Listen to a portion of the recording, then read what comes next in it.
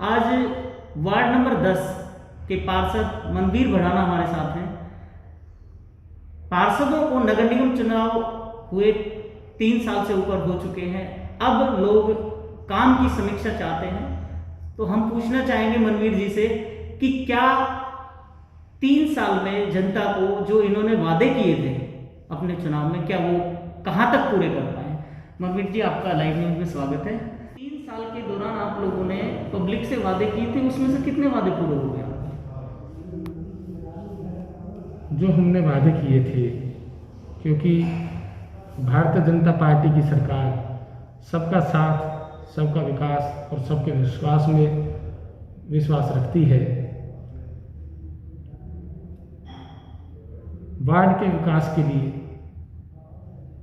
और इन सभी समस्याओं के समाधान के लिए मेरे वार्ड नंबर 10 में करोड़ों के काम किए गए हैं।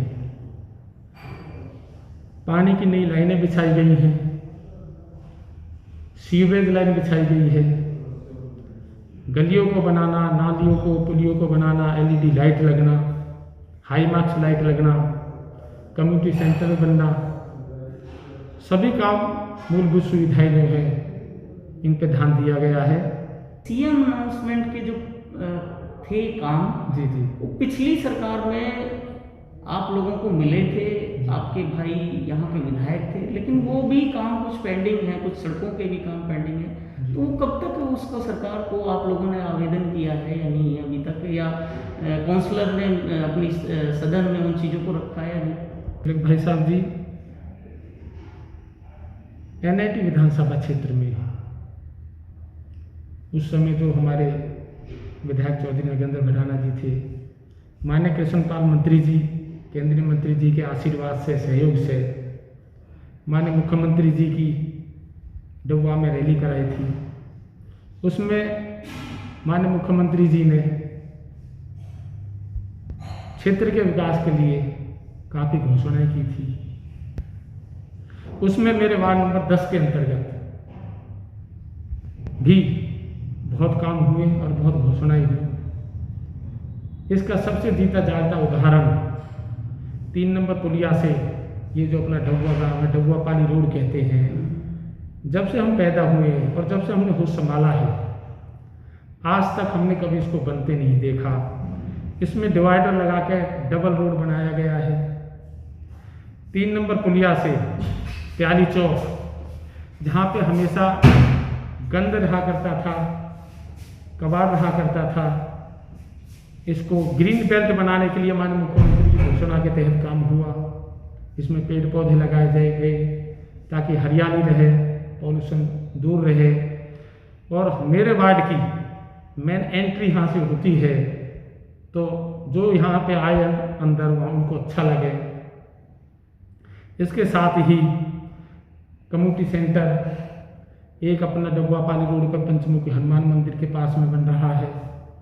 एक हमारा Dabua colony AD public school ward number 10 में है, उसके पास में उसके 2.5 करोड़ रुपए भी आ गए, काम भी चालू हो गया, लेकिन उसमें कोर्ट मैटर स्टे मिल गया किसी पार्टी को, उस वजह से अभी पेंडिंग है।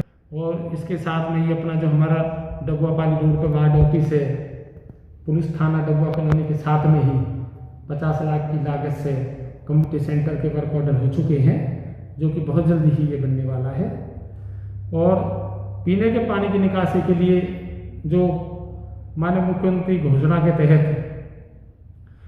रेन्यूएबल लाइन नंबर 3 जो मझावली से हमारे पूरे एनआईटी विधानसभा क्षेत्र में आई, उसमें से हमारे डबुआ में भी पानी मिला।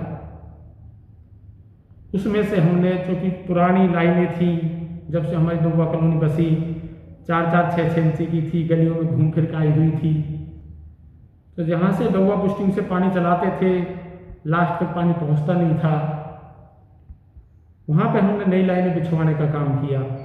और ऐसे पॉइंट हमने चिन्हित किए कि जहाँ पर पानी नहीं पहुँचता था, वहाँ पर सीधी डायरेक्ट लाइनें बिछवा के, ताकि जल्दी से जल्दी पानी वहाँ पे पहुँचे। इसमें हमारा 80% काम हो चुका है, 20% काम अभी हमारा बाकी है। वो पीछे क्या था कि वो वैश्विक महाबीमारी आप सभी को पता आ गई, जिसमें हमारी जो लेबर थी वो चली गई, सारे काम रुक गए।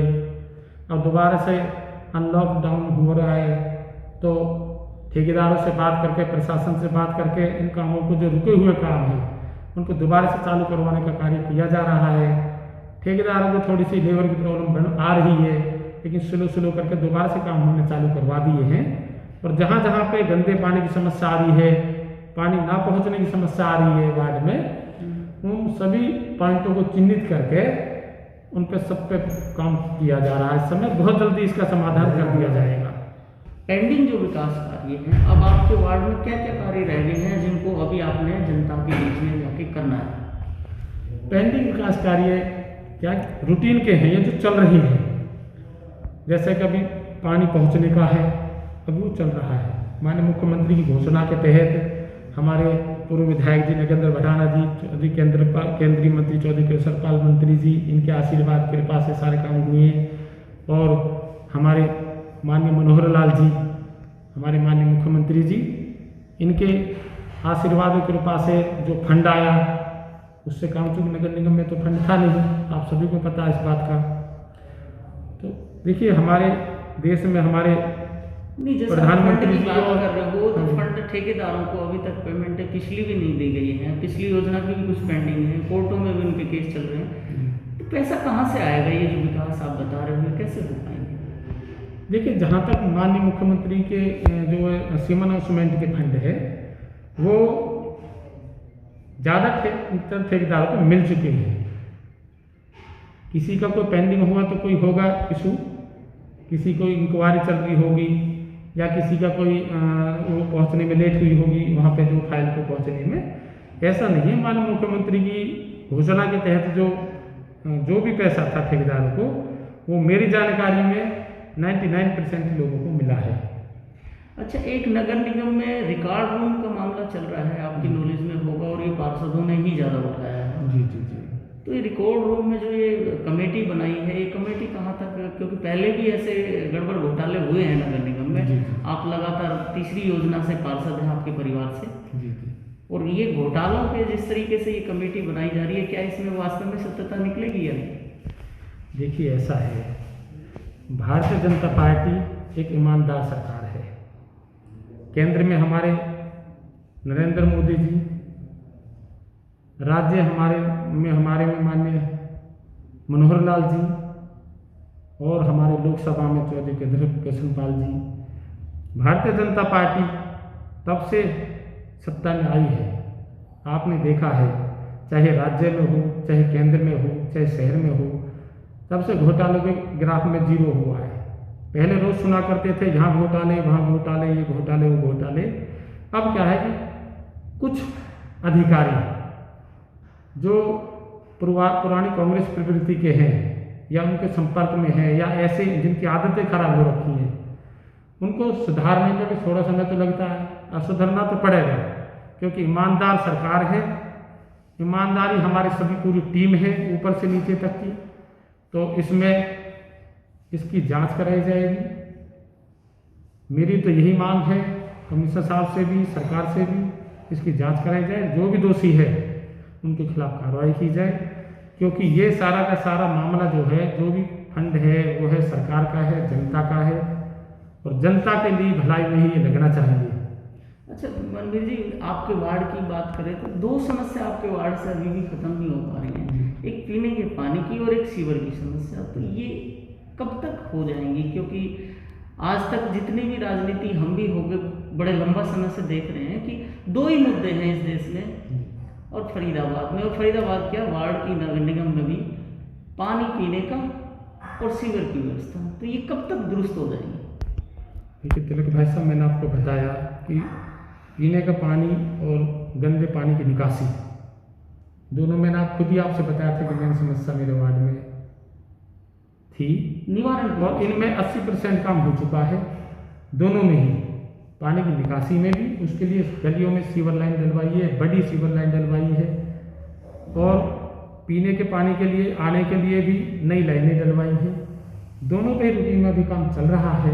80% दोनों को हो चुका है, 20% रहा है। बहुत जल्दी ये पूरा समाधान कर दिया जाएगा और पीने के पानी की समस्या भी नहीं आएगी, गंदे पानी की निकासी की समस्या भी नहीं अच्छा, मेरा नहीं लास्ट आएगी। सवाल है ये पब्लिक की तरफ से, आपके वार्ड की पब्लिक के, जो पब्लिक कहती है जी कि हमारे पार्षद जी फ़ोन बहुत कम उठाते हैं, क्योंकि जब इलेक्शन होता है तो पार्षद हमारे वोट मांगने के लिए आ जाते हैं उनके परिवार से, लेकिन जब हमारी समस्याएं होती हैं हम उनसे फ़ोन करते हैं तो बात नहीं हो पाती, वो रिसीव नहीं करते हैं।